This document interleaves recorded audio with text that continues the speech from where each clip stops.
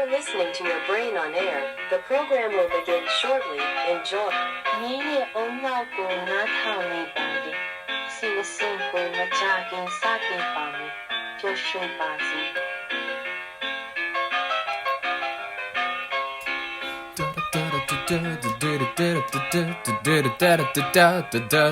Good afternoon, everyone. Welcome back to Your Brain on Air. I'm your host, Ollie Vogt Larson, and I'm just going to say it, the Central Park 5, in my opinion, were guilty as hell, and anyone who cites it as a case of institutional racism knows nothing about the case. Let's break it down, ladies and gentlemen. First of all, you gotta go into it with a little bit of information. In case you haven't heard the basic story, I'm actually gonna give you the clean version that you hear in school all the time. 5 black teenagers, they were railroaded through the legal system for allegedly raping a white jogger back in 1989 in Central Park. They're held up for a while everybody waits for the case to work out, and you know what I mean. Eventually DNA prints, they fail to identify the jogger's attackers as them. All 5 are exonerated eventually after another person confesses. Suddenly, these 5 gentlemen are heroes. They speak at the DNC about how America is racist or whatever, institutionally at its foundation. This is a tragic, easy, almost fairy tale-like depiction of the events, and it suits the modern needs for racial radicalists. Ladies and gentlemen, let's break down the real details that happen to leave out of this clean alteration of events. The 5 teenagers between the ages of 14 and 16, they got arrested after a night of wilding out. In case you're unaware, that involves a night of attacking bikers, beating a man within an inch of his life with a pipe, and assaulting the jogger, Trisha Maley. She's left in a coma with massive injuries. One of their lawyers is quoted as saying they convicted themselves with their own statements, at one point admitting that defense was almost impossible as a result of all 5 giving detailed videotaped confessions matching crime details, like the things like Maley's use of a Walkman and her clothing. These confessions are available in clear, albeit a little grainy footage from the time of the trial. You can go find it yourself. People say that they were coerced into giving these confessions, and that's why they should have been thrown out. These accusations of coercion have never had any meaningful evidence to back them up. So eventually, juries convicted the Central Park 5 of assault, rape, and riot charges. People will point out the occasional contradictions that these gentlemen's confessions have. They neglect, though, to detail that these contradictions are only a result of each of the 5 blaming the other 4 for the more horrific crimes. They are pointing fingers at the others, and that's the only meaningful contradictions. You can watch the footage yourself. In 2001, this is where we have a little wrench in the case. The serial murderer and rapist, Matthias Reyes, however you want to pronounce it, Reyes. He claims it was actually himself who attacked and raped Trish. It's unfortunate for her. He said that he did it alone. His DNA did match evidence that was found on the victim at the scene, but his involvement does not in any way prove the other 5's innocence. This is how. In the first trial, police had even acknowledged that they hadn't been able to find all the people that had DNA present at the scene. Doctors who treated her, Maley, found that after the attack, her injuries were showing clear and obvious signs of multiple assailants, and it seemed to them unlikely that the skinny 18-year-old Matthias Reyes would have been able to commit this act alone, dragging her like over 300 feet into the private area all by himself. They claim no DNA tied the Central Park 5 to her directly, which is incredibly common in gang rapes, as ejaculation does not always occur. You ask, any special victims unit police officers, and they'll tell you themselves. There was more than enough circumstantial evidence alone without DNA to convict the 5. They identified each other in the taped confessions, and at the time of this, this gentleman took responsibility for the rape. He had already been behind bars for life in prison on prior charges of rape and murder. Guess who he happened to get to know while in prison? Corey Weiss, one of the Central Park 5, who would be exonerated by his confession. It's absolutely within reason to believe that Reyes wasn't telling the truth about what happened, and that he did not actually act alone.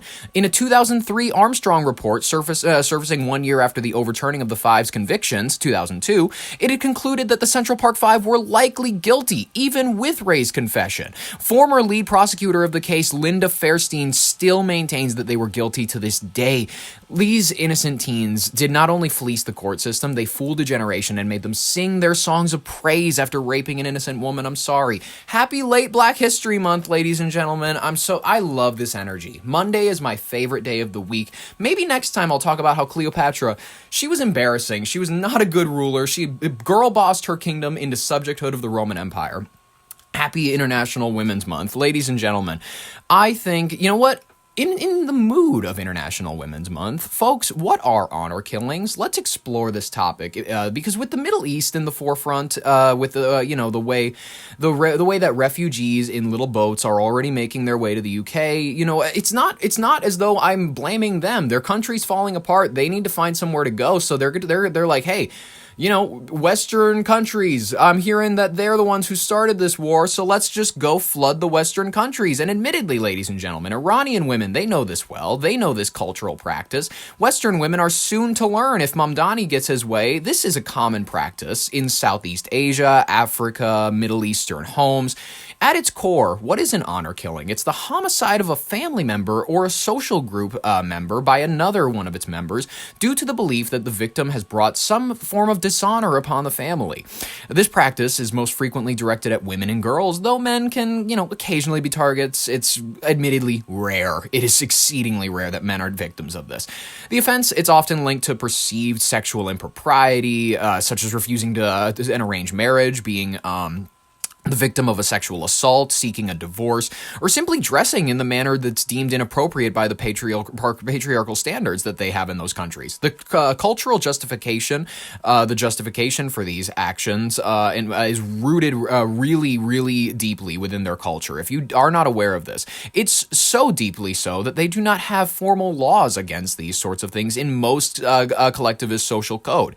In many of the cultures where this occurs, predominantly in parts of the Middle East, South Asia, and North Africa, a family's social standing and its face are considered the most valuable assets that they have. Admittedly, they don't have very much else. So, they have been taught that the behavior of the family females are the female members of the family. They are viewed as the primary barometer of that honor. When a woman violates a traditional norm, the shame is seen as a stain that affects the entirety of the kin group's ability to conduct business, marry off other children, or maintain the status that they've built up. In this distorted logic, the only way to wash away the shame and restore the family's standing in the community is through the blood of the perceived offender. These are more often than not the women and children of the family. If you don't believe me that this is a cultural practice, let's play a couple examples, why don't we?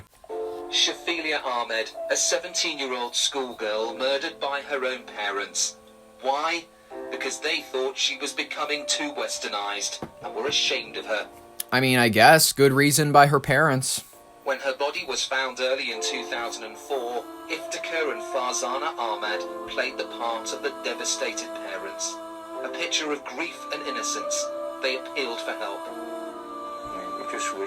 We just wish for somebody could tell us what happened to us. What happened to her. We've appealed to the public if anything has anything to come forward. But they knew exactly what had happened. They had killed Shafilia with their bare hands, using a plastic bag to suffocate her. The little girl they had nurtured had rebelled against her strict upbringing.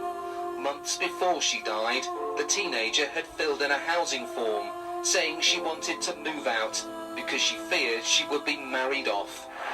That sounds like a culture and religion of peace, ladies and gentlemen. Shafilia's body was found near Kendal in Cumbria 6 months after she was murdered. With me now is Detective Superintendent Geraint Jones. In 2008, the case was featured on Crime Watch. Clearly someone has gone into some length to dispose of Shafilia's body. I can't see that being a stranger. Someone connected to Shafilia has done that. The finger of suspicion has long pointed at her parents, who kept up the lie, even turning up at a news conference to protest their innocence. Honestly, good press opportunity for them.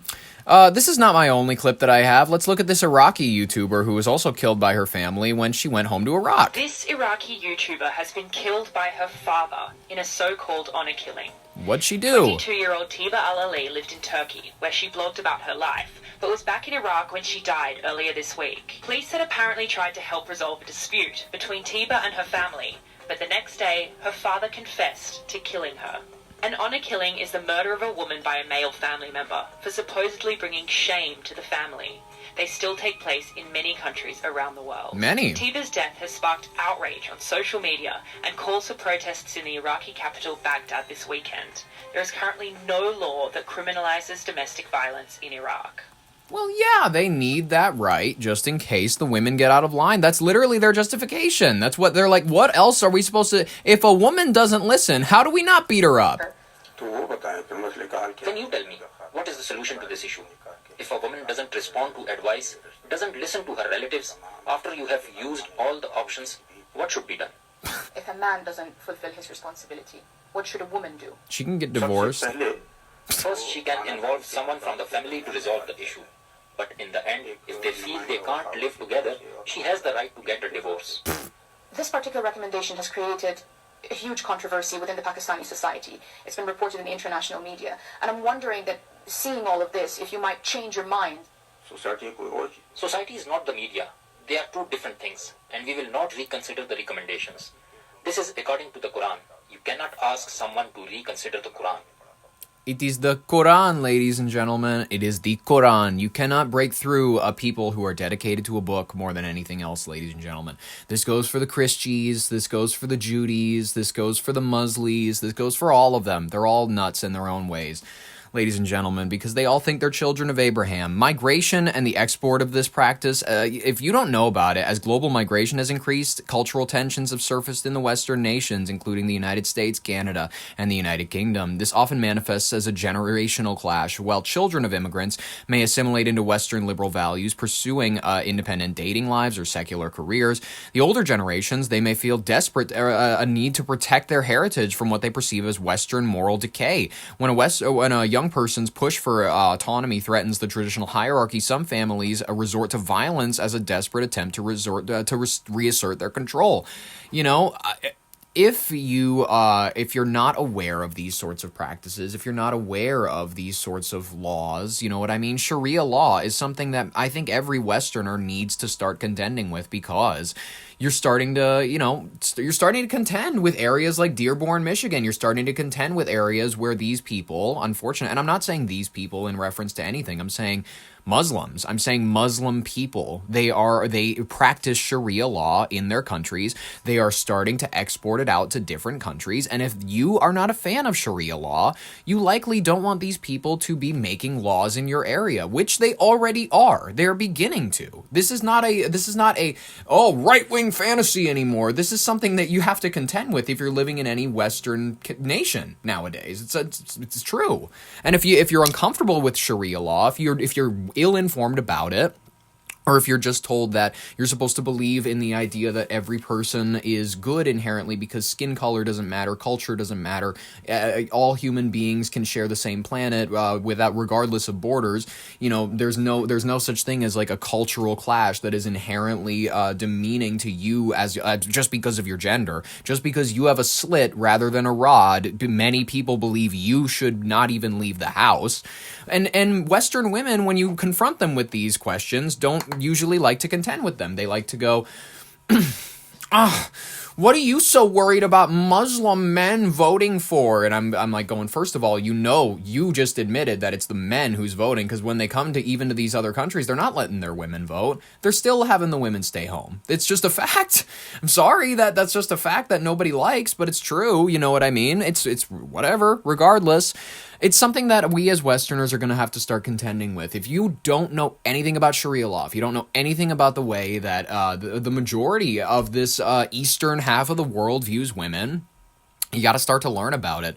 You have to start to learn, because when women's rights, when the ability to go to work as a woman is important to you, when people are freaking out, they're like, I can't kill my child on demand anymore. Roe versus Wade was struck down. That should be a wake-up alarm to you that, hey, many of your rights that you as women hold so dear and so valuable, they only came about within like the last 100 or so years. That's including voting. That was 1920s. All right, ladies and gentlemen, ladies UAE specifically, you have to realize that these people, if they have their way, if their culture has their way, they will take away all rights that you have perceivably. They can come to your country and believe that it should reflect their values because guess what? They're having more children than you. That's just it. Hey, why do you care about the laws that this country has? Why do you care about whether or not we have Sharia law in a few years? You don't have any children. Sure, you're shut up, Nordic. You're some Norwegian guy. I'm an Arab from Lebanon and Saudi Arabia, and I'm having 8 kids. You have none. You just sit in your house and smoke weed all day. What do you care about politics? That will be the shifting perspective because the people who have children set the agenda for the rest of society. That's just how it's worked and how it will always work. Ladies and gentlemen, if this conversation in general makes you uncomfy, it's truth, it's honesty, it's something that we all as the West need to start contending with because it's truth, it's honesty, and it's something that we don't like to talk about, unfortunately, because it's uncomfortable, it makes you sound racist, but you have to acknowledge that it's not about race, it's about culture. It is about the inherent cultural differences that other parts of the world have. And what do I mean by cultural differences? Certain cultures believe that it's okay to eat other people. Certain cultures believe that it's okay to oppress an entire half of the species because they have a slit rather than a rod. I have issues with cultures that are barbaric. I have issues with cultures that are literally, and this is going to sound bizarre and uncomfortable and but when I'm talking about a culture that does not liberate its people evenly and equally, and in most instances results in them being murdered because of perceived familial honor being smeared, it is a subhuman society. It is one that is based off of animalistic. We are the apes that sit around the water hole. We have control over this water hole, and and they get mad at everybody. It's animalistic. It's ape-like. It is not anything that we need to be contending with as a culture. It's not anything we need to be importing en masse. It is a mentality that has fueled war, hatred, and division in that region for years. And I don't understand why when we look at an area of the world that we can all collectively agree is a detonation. It is just an absolute shitfest of like people squabbling over where their country's borders are because, oh, so-and-so, my chicken shat here 500 years ago. That is the majority. Do you guys realize that America doesn't like to think about, like, they're like, oh, 60 years ago, that was forever ago. But in the Middle East, 3,000 years ago is like yesterday to them. And Western people just don't have this mentality. They just don't think this way. This includes Israel. This includes the Iranian regime. This includes the majority of these Eastern countries. It's unfortunate, but it's true that they do not think on the same scale that we all do. This is why China beats the shit out of us when it comes to their infrastructure. China is able to plan out 20 years in advance. Meanwhile, the United States can't manage to get an infrastructure bill passed. This is my point, is that Americans and the West thinks on a different scale than these countries do. Our minds are perceivably different. Do you know why this is? The entirety of the West has been built off of the idea that there is no God, we are God. This is trackable. Ever since the detonation of the first nuclear bomb, the attitude in the West has not been one of great reverence for the old. It has not been one for an appreciation for the past. It has not been a Renaissance era ever since we've blown up the nuclear bombs. It has been an era defined by we are gods. We make F-13s. We make spy planes. We make weapons that can wipe out entire countries. And unfortunately, this is a destiny that another country in history hasn't ever had. This is a once in a forever type of country situation. And naturally, we don't know where it's going to steer. We put different people in charge, and eventually they just throw over tinier little countries and whatnot.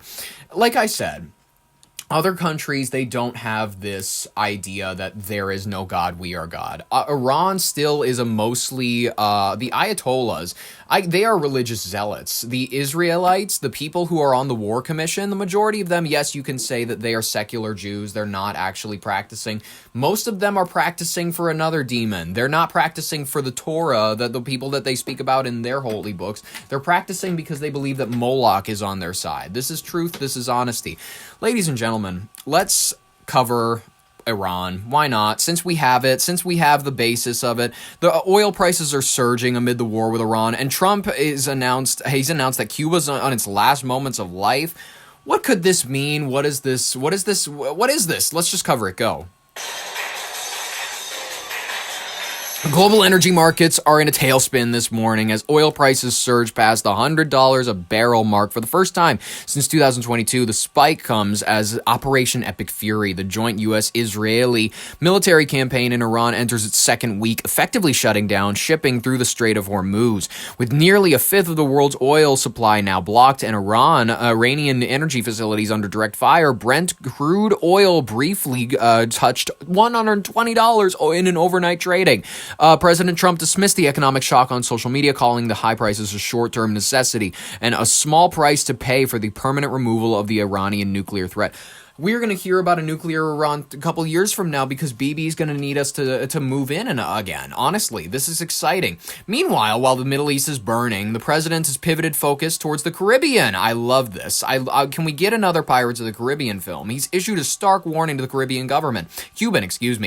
Speaking from his Shield of the America summit in Miami, Trump declared that Cuba is in its final moments of life as we know it. He linked to the island's precarious position to the recent U.S. capture of Venezuelan leader Nicolas Maduro, noting that without Venezuelan oil or Russian support, the Cuban regime has, quote, no money and no energy. The president teased a great new life for the island, hinting that high-level negotiations led by Secretary of State Marco Rubio are already underway to facilitate a transition of power. What could this mean? Let's just cover the Iranian shit first. Go, ABC Iran's News. president is apologizing for attacks on neighboring countries, but they're still launching missiles and drones at those Gulf nations. Some strikes hitting oil fields, which is now causing prices to spike for consumers here in the U.S. ABC's Marcus Moore reports from Qatar tonight. Just call Billy Bob Thornton, do more landman shit, get more guys in trailers that are like Mexican and pumping oil over in the West fields. That's what we need to do. Become energy independent. Tonight, oil fields on fire from Iraq to Tehran, fueling growing concerns over the rising price of oil.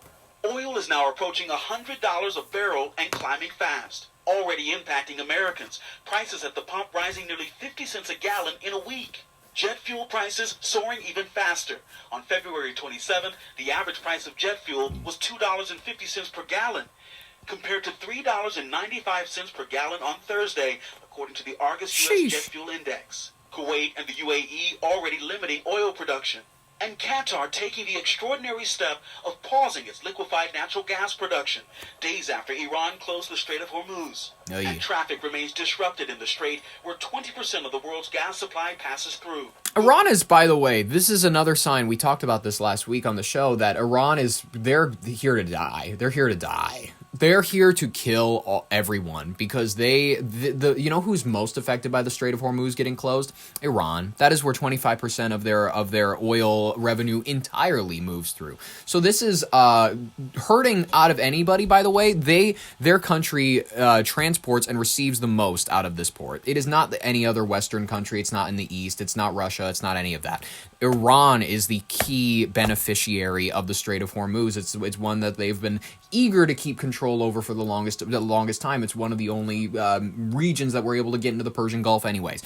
You look at it on a globe, it makes a lot more sense. Iran is willing to kill itself to hurt everybody else. And I know it's a power move, it's a power play, whatever. It's still a little concerning. The White House trying to calm fears, announcing a $20 billion reinsurance program for oil tankers and other maritime traffic. Companies worried about the risk to their ships, crew, and cargo. Even after Iran apologized for striking their Gulf neighbors, those nations still on defense tonight. And trillions of dollars of investments in the U.S. may be at stake amid concerns about the region. A leading Emirati businessman lashing out at President Trump on X, writing, quote, "Who gave you the authority to drag our region into a war with Iran? And on what basis did you make this dangerous decision?" And there is reportedly anger in the government of some Gulf states that they were not given more warning ahead of the retaliation from Iran that has rained down on their countries. Well, I'd be a little upset. And Lindsay, those scenes of smoke rising and fires burning at oil facilities like the Shahran refinery in Tehran are prompting several Gulf states now to cut back on production, which is further pushing up prices. Lindsay. Marcus, thank you.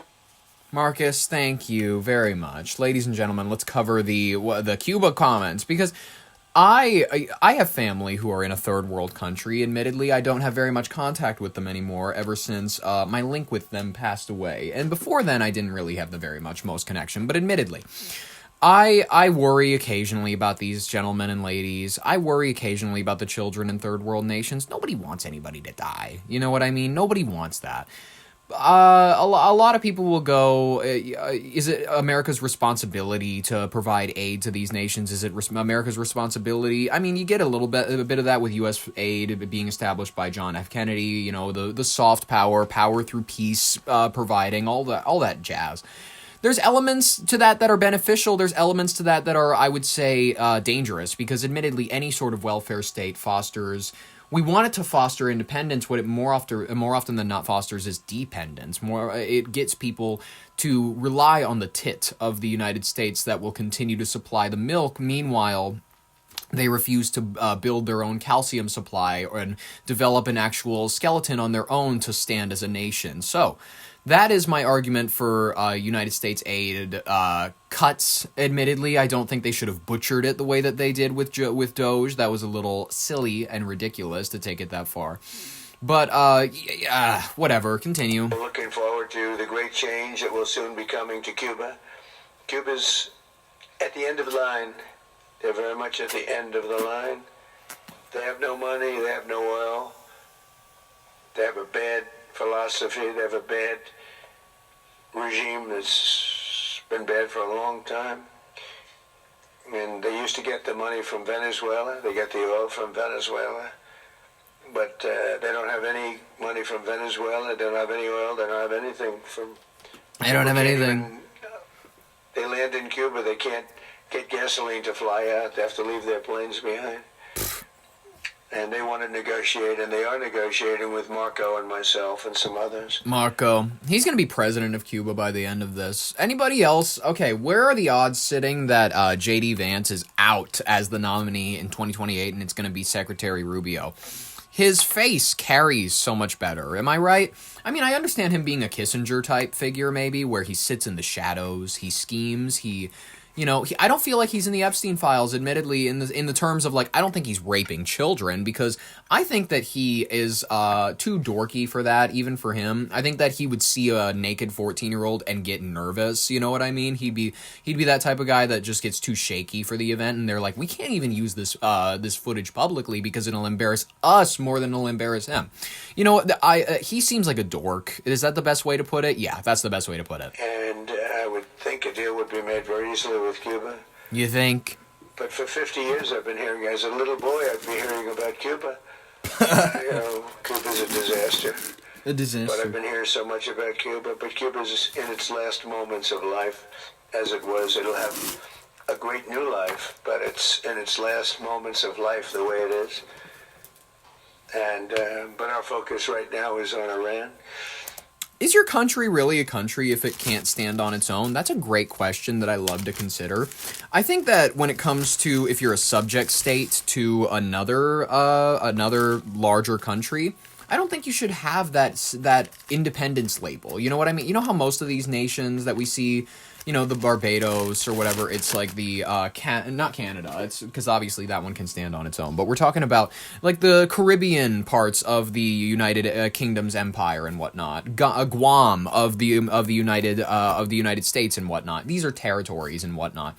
But certain ones get the label of country, and I go, if you are completely dependent on a larger regime to prop yours up as a nation, I don't think you deserve the I think we should still have subjects and colonies. I think that we should stop the bullshit around like, no, this is the independent nation state of Angola. It's like, no. I think we should bring back the French Empire a little bit. I think we should say it's French Angola. Like, I'm just being honest with you, until they're able to establish their own borders, build their own capital cities, and maybe, you know, create their own written languages, I think that there should be subject nations to larger nations that are more civilized.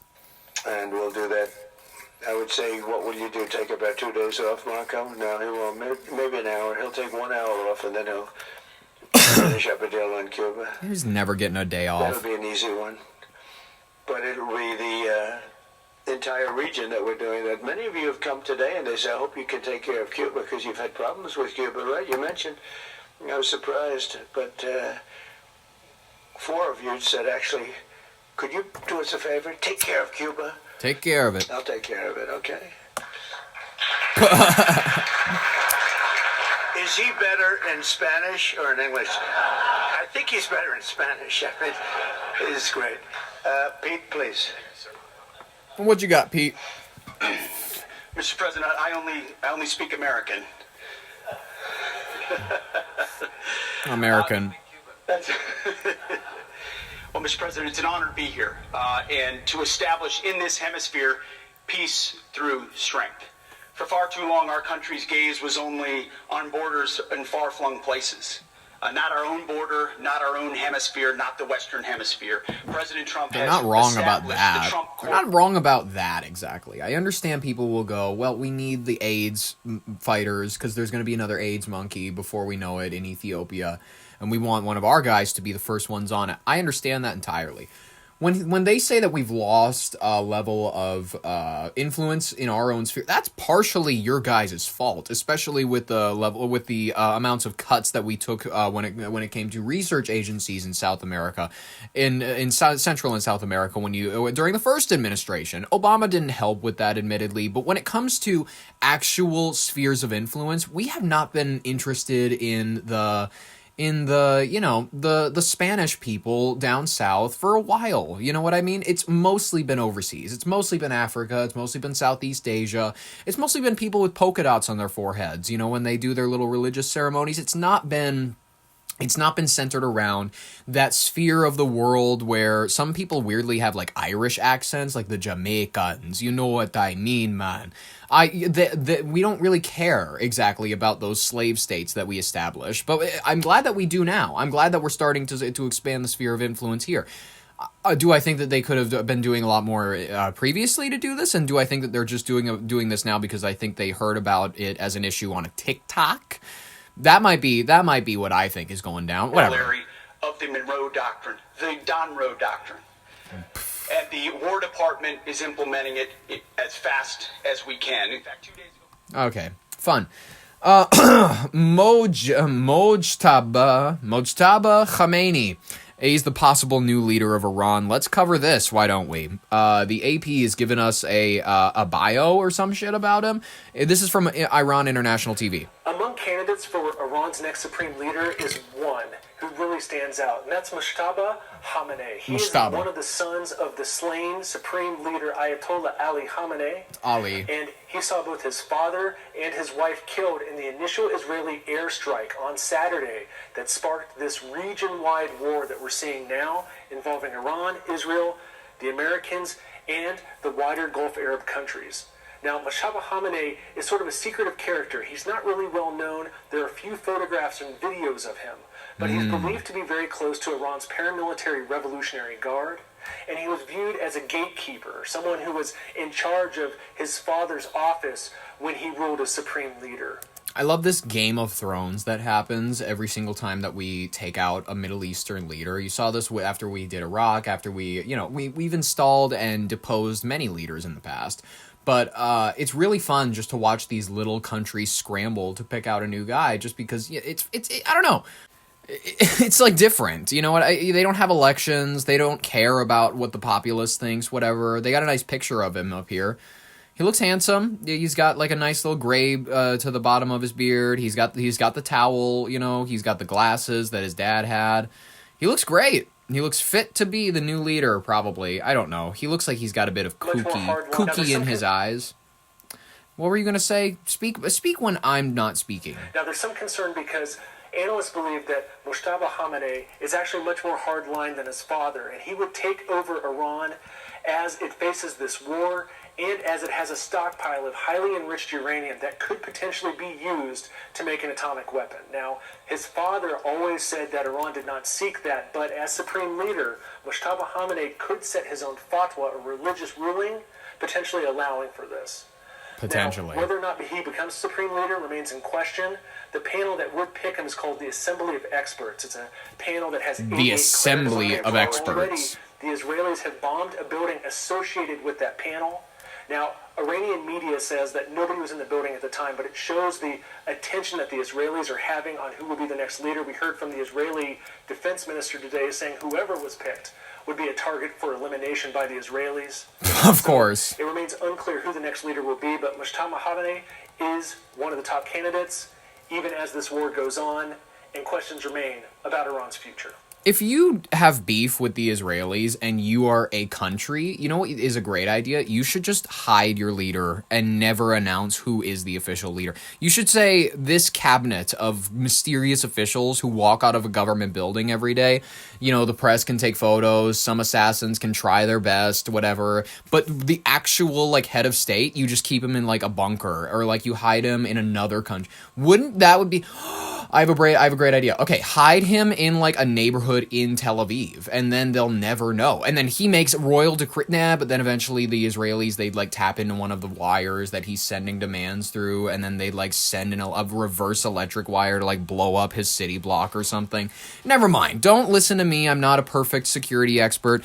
All I know is the situation there, it's reaching a breaking point. Cuba's reaching a breaking point. With reports of 18-hour daily blackouts in Cuba, total collapse of public transportation due to the petroleum squeeze, choking off oil imports as part of the global broader regional strategy, the administration appears to be betting on domestic uprising in Havana, similar to the one that they are encouraging in Tehran. Critics at the G7 have expressed alarm over this dual-front approach, fearing that simultaneous regime change efforts in the Middle East and in Latin America could trigger a global inflationary depression that even the release of emergency oil reserves can't fix. As of this hour, the national average for a gallon of gas in the U.S. has jumped nearly 17% as the conflict began. It's now sitting at roughly $3.48. I was in the area. It was like $3.10 over the river, the Red River, and then the moment you cross into North Dakota, it is like $2.70, which is pretty solid. You know, that's a jump. It's not nothing. You know, I was always told, even if it's just a tiny bit of a jaunt, it's worth it if you're getting a decent price. Anyways, you know what I mean? If you're getting like 40 cents off of the gallon, that's pretty damn good. Wall Street, it's remaining on edge. Investors balancing the potential for a new era of America-led regional stability against the immediate reality of the world running low on fuel. For now, the White House is maintaining the destruction of the threat is the only clear long-term peace path, even as the global economy braces for potentially rocky months ahead. I'd be nervous. Don't stock trade. Don't Robin Hood. Don't do any of that bullshit. I've stayed out of it. I'm only Dogecoin. That's all I've ever told people to get into. Only Dogecoin. That's going to be the future of this economy, is Doge, ladies and gentlemen. Speaking of the future, technology, the new era of humanity, AI overuse, can lead to a startling brain effect. This is curious. Why don't we use this? Let's use this as an opportunity to learn why psychosis is on the rise, not only because of weed use, not only because of that legalization, mushrooms are everywhere, people are doing acid all the time, people are microdosing. Microdosing, ever since that became a part of the common lexicon, has been nerve-wracking. I'm sorry. Save mushroom trips for when you just want to sit, you want to relax, you want to know that everything's chill, you know, and you maybe you want to see some trails and whatnot, but don't overdo it. I'm warning you, if you overdo it, it just doesn't feel good. It's not that warm, with the world feeling. It's a scary, talking to God, seeing all of our consciousnesses interlinked type of experience, whatever. That not only are drugs mixing up everybody's brains and whatnot. Go easy, ladies and gentlemen. Go easy. That's all I'm saying is just use responsibly. There is also the threat of technology ruining your brain. Let's cover this news story. Go.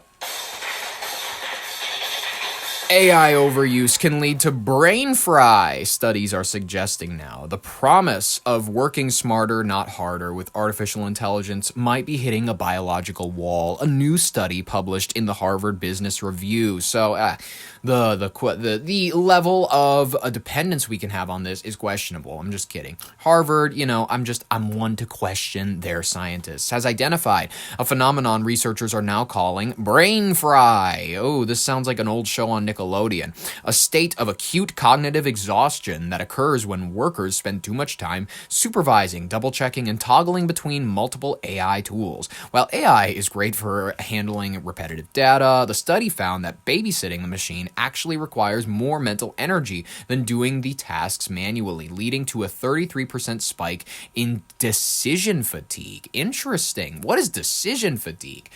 You know what? We're going to rely on CBS News to inform us on that. I'm sure they have something that'll explain it. The research, which surveyed nearly 1,500 full-time workers, found that high performers are most at risk. These power users often use AI to multiply their workload, chaining together multiple agents to handle parallel tasks. However, the human brain isn't designed for that level of constant task switching. Symptoms of fry include literal buzzing sensations in the head, mental fog, and a significant increase in major errors. Interestingly, the study noted that while AI can reduce emotional burnout by taking away boring work, it doesn't solve cognitive fatigue. It just replaces physical drudgery with intense mental oversight.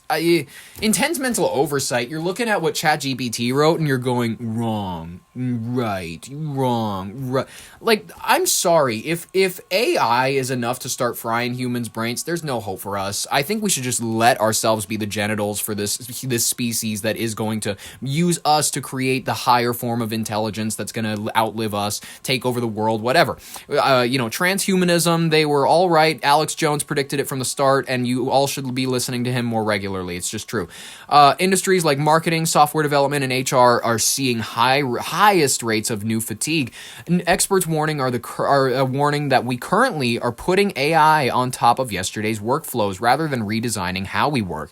The lead author suggests that avoid frying our teams, organization needs to set cognitive limits such as capping the number of AI tools an employee manages at once. As one researcher put it, the AI can run out far ahead of us, but we're still here with the same brain we had yesterday. So we might have done it, guys. We might have reached the singularity point where it is more intelligent than any human ever could be. Is that a nerve-wracking thing to be? Yes, it is. Go. The promise of AI was to lighten the workload while increasing productivity. But as more people are using AI for work, a new study published in the Harvard Business Review says AI overuse could spark what they're calling brain fry. So joining us now is CBS News correspondent Lana Zak, who spoke to the study's author. So two things to unpack here. What is AI brain fry, and how can using AI cause it? Well, Juliet, I think this is something that is going to resonate with a lot of people who are watching this, who are using AI, because those tools that are supposed to help us think faster and be more productive may in fact be undermining our ability to think at all. So in this study that was published in the Harvard Business Review, 1,500 workers were surveyed, and they said that they found that as the intensity of their workload increased, they were finding themselves less able to focus, that these AI tools were causing a fuzziness in their brains. It was leading to mistakes at work as well as a mental fog. And here's a little bit... Stop it. This is called burnout. We've known about this forever. So these people just want to create a new term for it because it's AI and it's scary and it's whatever. That's the real reason that you're hearing this story, is because we just wanted to create a new fun thing for something we've always known about, which is burnout, which is like you look at too many... AI is no different. You look at like a bunch of books for a long time, your head gets fuzzy. You know what I mean? You switch from font size to font size. You look at different tools. You look at all the different whatevers. We are just creating a new term for it because it's like AI and it's new and it's people aren't meant to compute all these things. Maybe they're just dumb. Maybe they're just stupid and they're not used to taking in different sorts of information at once. Are you dumb? Is that the question here? I don't know. What the author had to say. We have finite cognitive... She looks, the author, the managing director and partner, Boston Consulting Group, Julie Bedard, She looks like the type of person who would get AI fatigue. She looks fatigued right now just talking. Brain resources. We can only do so much to get that work done. And so the AI can run out far ahead of us. What? But we're still here with the same brain we had yesterday. And What? we need to learn new skills. What? To use the AI most effectively. And among What do you mean use new skills? What are you even talking and about? among the groups that reported that they were most fried by the AI were people in HR, in operations, and in marketing. AI is being used in HR, and that should terrify you because it means all of your secrets are under review by the mean, watchful eye of that one cunt that nobody likes. I'm sorry, nobody likes HR. It's just a fact. If you've worked in HR, if you are HR, you even know this. It's like everybody knows that your smile is fake. Everybody knows that you go home to eat cold salad alone. Everybody knows that you have made so many mistakes. You know, everybody calls you out, and everybody knows that this job, this one position where you get to fire people, where you get to push pencils, and where you get to sign little documents that are about how one guy hurt his leg in the parking lot, and two people, they're disagreeing and they can't agree over how the fridge is stocked in the break room or whatever, and I get to fire someone like once every 6 months, and when I watch their tears roll down their fucking face, it feels so good. That's the only power that people who work in HR will ever feel in their lives, and that's the only enjoyment that they get out of life. You go and you hang out with these people, or you see them outside of work, they're always drunk, they're always drinking, they're always like at bars being messy. And HR, by the way, are like the worst people outside of work. They're all horrific people. They're all sex traffickers. They're all like, no, it's serious. It's actual and it's true. And I've talked about how HR, they're not there to help you. They're there to protect the company. They're all there to turn your pain into profit for the company. That's what it is. And it's exciting and you should love it. You should be down with it. HR is apparently getting burnt out because their eyes are being used to do more than perceive lies, and their mouths, their dirty whore mouths are being asked to do more than spew out lies for the company, and their ears are being asked to listen. Their ears, their sinful, whorish ears are being forced to listen to anything else except for an employee that they know they're about to kick to the fucking curb, complain about her kid's surgery that they just had and how the government won't cover it or whatever, and she's like, I don't care, sign this pink slip, you're done, you're out the door, I hate you, I'm an HR worker and I hate life, and I have nothing in this world except for pain. That's HR. Interestingly, the people who were least fried were those who were in management or leaders at work. Oh my goodness. All right, so what are the researchers recommending?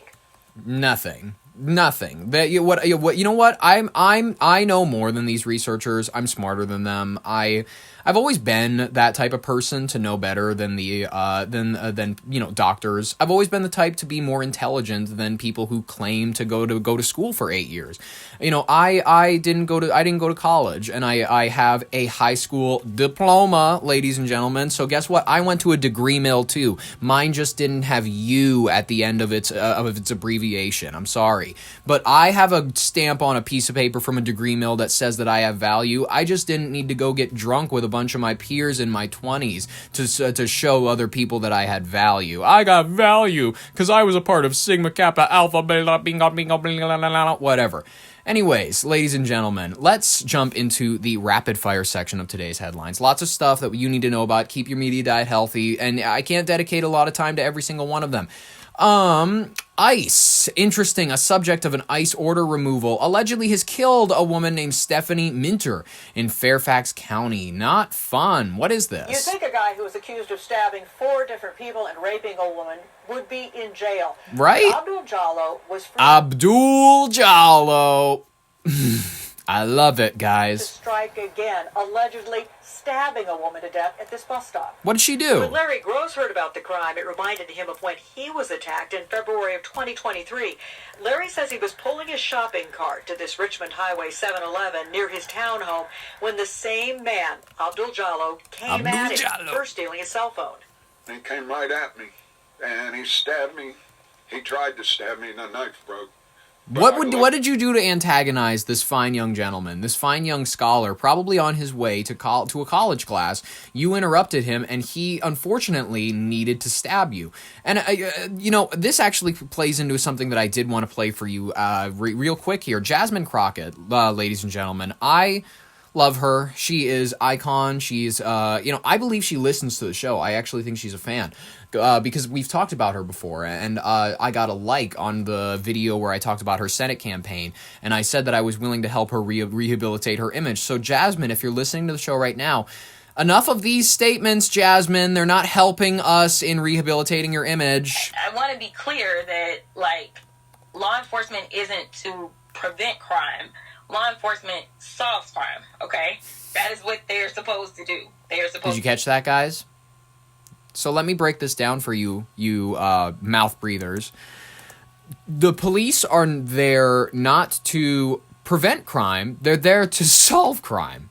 If they see someone walking up behind a child bearing either a handgun in their arm, pointing it at the kid's head, or they have a knife and they're pointing it at the back of the kid's neck, the police officer has no legal right to do anything. If a police officer sees a bunch of teenagers of nondescript race running out of a Foot Locker with bags of shoes, it is not their responsibility, actually, to tackle any of those teenagers because socioeconomic factors have entitled those children to such behaviors. Actually, you guys are the racists here because, let's just put it this way, the police are there to go into said Foot Locker, step over the broken glass, step over the beaten and battered workers, and and then they have to set up the crime scene. It's a whole thing. It usually takes an hour. By this point, the criminals have made it back. They've taken off in the highways. They're on their way back to their home state because they were smart enough to go out of state for this little venture. So, ladies and gentlemen, the police officer then sets up a perimeter, sets up a crime scene, takes photographs, and goes, let's get a couple of rounds of coffees. I know the investigators are going to be here all night because we got to make sure that we get the cameras, get all the footage and all that shit. And hopefully, within the next few months, as we've seen with the Nancy Guthrie case, hopefully they will think by a few weeks in, hey, maybe we should check the cameras. And then they will find footage of these hoodlums, and then as a result, they will have fulfilled their actual duty. Listen, ladies and gentlemen, this is just how the justice system in America works. If you don't like that the police are only there to solve crimes and not prevent crimes, you're not Christian, you're not American, you're not anything. Let's hear this one more time, ladies and gentlemen, from scholar and Democratic exile. I think she should be exiled from the Democratic Party. She makes all of them look worse. Jasmine Crockett, scholar. I want to be clear that, law enforcement isn't to prevent crime. Law enforcement solves crime, okay? Yep. That is what they're supposed to do. They are supposed to solve crimes, not necessarily prevent them from happening, per se. Per se. I love... per se. She is brilliant. She is beyond the minds of any of us, quite frankly. Someone threw an IED, an improvised explosive device, but a homemade explosive. They hurled it outside the New York mayor's home, which is I don't like Mamdani, but why are we doing this? Come on, guys. This is the moment police say a man lit and threw a device containing nuts, bolts, and a hobby fuse during a heated confrontation in New York City. Why would you do that? Reported seeing flames and smoke as it traveled through the air. Pardon January 6 rider Jake Lang organized a protest Saturday outside the home of the city's first Muslim mayor, Zohran Mamdani. The right-wing provocateur and U.S. Senate candidate was opposing what he called the Islamic takeover of New York City. Police say that the demonstration was met with a larger counter-protest, and two sides at times clashed. Oh, shit. The NYPD says a protester associated with Lang's group at one point pepper-sprayed the counter-protesters. Uh-oh. New York City Police Commissioner Jessica Tisch said one of the counter-protesters threw a flaming object into the street, which extinguished as it landed. Then he retrieved a second device from another person, lighting it and dropping it in the street as people ran. Sheesh. A total of 6 people were arrested, and multiple law enforcement sources tell CNN 2 of the people that were arrested in relation to those devices told police officials that they had been inspired by ISIS. As of now, there is no indication that this is related to the ongoing hostilities. Hostilities. The NYPD commissioner said a preliminary investigation found the devices were built with the intent of exploding and causing serious injury. The NYPD is working with the FBI as well as the Joint Terrorism Task Force on the investigation. A spokesperson for New York City Mayor Zohran Mamdani said both the mayor and the First Lady, Rama Dawaji, were both safe. Ramaduaji. Ladies and gentlemen, that's horrific. Why would someone do this? Improvised explosive devices? What are we doing, guys? Georgia teacher fatally run over by a pickup truck in an apparent prank gone wrong. So a Georgia teacher, Georgia, the great state of Georgia, was fatally run over by a pickup truck after a bunch of girls TP'd his house, and he ran outside, apparently tried to chase it or something like that, tripped, and they, I love this, they went ahead and just, I'm so sorry. They really did not help the gender stereotype on woman drivers, because this is, I don't understand how you don't see him. I don't understand how you don't avoid, whatever. Let's just cover, go. And now to Georgia, where several teens have been arrested and charged after authorities say a prank against a teacher turned deadly. The Hall County Sheriff's Office saying on Friday night that the teens went to toilet paper trees at the home of 40-year-old teacher Jason Hughes. When he came outside, investigators say the teens started to drive away, but Hughes tripped and fell into the road, and one of the teens ran over him. Police say the teens tried to help, but he died from his injuries. The 18-year-old suspected driver is charged with vehicular homicide and reckless driving. They should give all these kids the chair. 4 other teens are charged with littering and criminal trespass. Littering and criminal that is appropriate charges. Very nice, ladies and gentlemen. The chair. That's the only thing appropriate for these girls. You cannot TP a man's house and then run his head over. I think that's going a little too far. Speaking of appropriate convictions, ladies and gentlemen, this is a fascinating story coming out of Las Vegas. A Las Vegas man, he admitted to killing his then-girlfriend's 1-year-old son.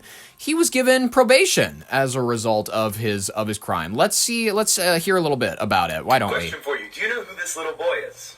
I don't know. Do you know who this man is? He looks like tatted up. Well, allow me to fill you in. This is Christian Moniz Rubino, a Las Vegas man who was just found guilty of ending the life of 17-month-old Kai Tesoro, Christian's ex-girlfriend's child. Kai suffered broken legs, severe bruising, and was hurt so badly that both his brain and retinas hemorrhaged. He was rushed to the ICU where he was put on life support and, unfortunately, a few days later, passed. And although doctors told investigators that Kai's injuries were consistent with that of intentional harm, Christian told the police that Kai had simply fallen.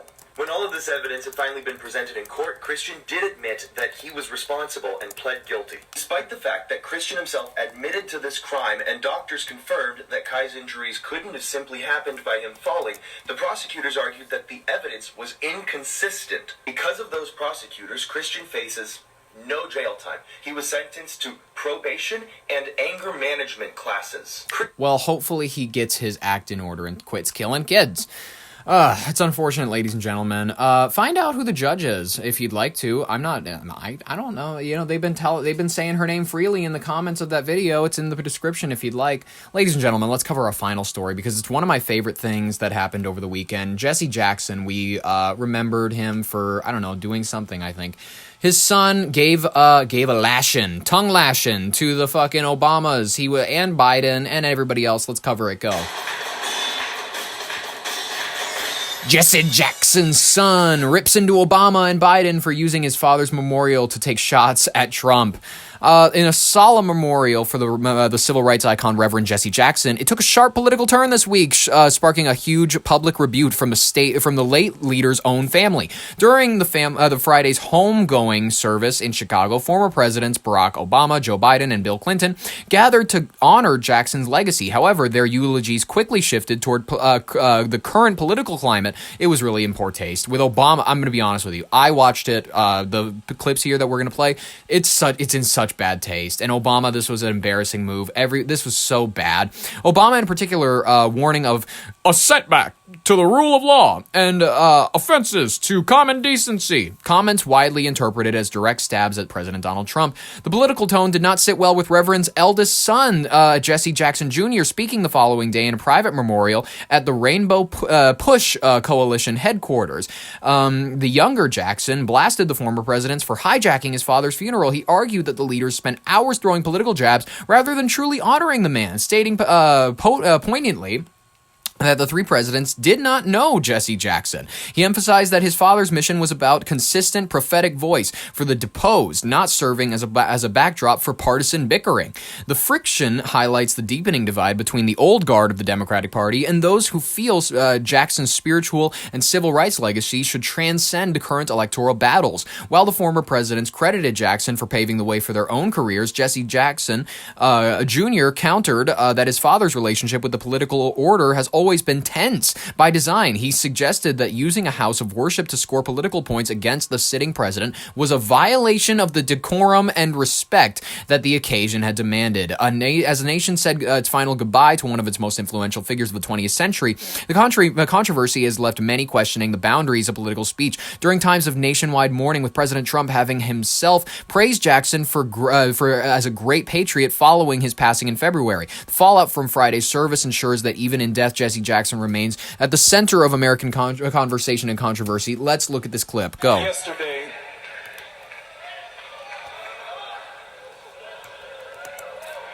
Go. Talk. I listened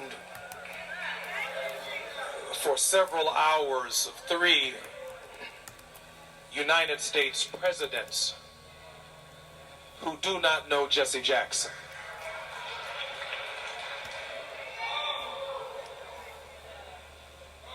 He maintained a tense relationship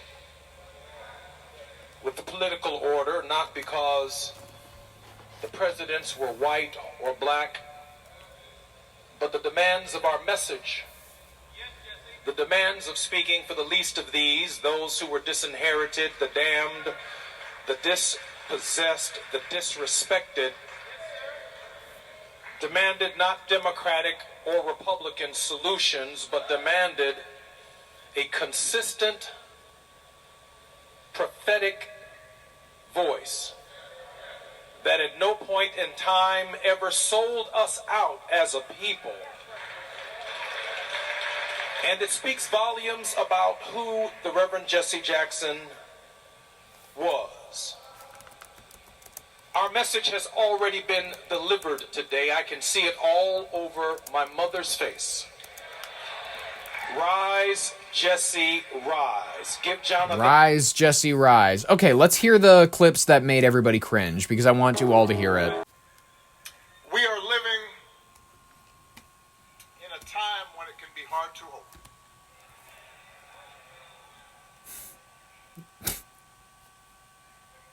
Each day we wake up to some new assault on our democratic institutions. Another setback to the idea of the rule of law. At a funeral, man. An offense to common decency every day you wake up to. Every day. To things you just didn't think were possible. To things you just didn't think. Each day we're told by those in high office to fear each other and to turn on each other. And that some Americans count more than others.